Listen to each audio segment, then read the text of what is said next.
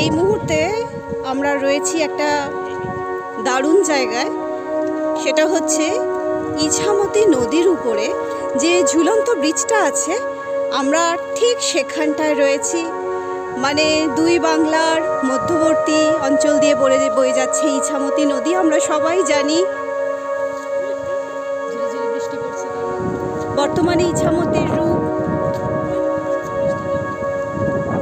মেঘলা আকাশ। আজকে শ্রদ্ধেয় সাহিত্যিক ঔপন্যাসিক বিভূতিভূষণের জন্মদিন। তার এই স্মৃতির উদ্দেশ্যেই আমাদের আজকে এই বনগাঁ অঞ্চলে বেড়াতে আসা। দেখুন, একটা খুব সুন্দর জায়গা আপনাদের সাথে শেয়ার করে নিচ্ছি। ইছামতি বয়ে যায় নিশ্চুপে দুই বাংলার মধ্যবর্তী অঞ্চল দিয়ে।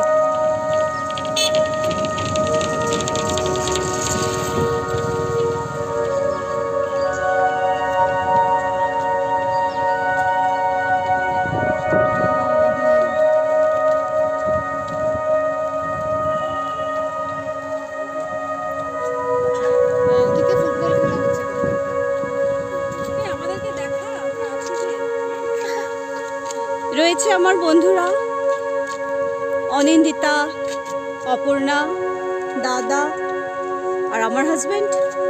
ওই দূরে রয়েছি আমি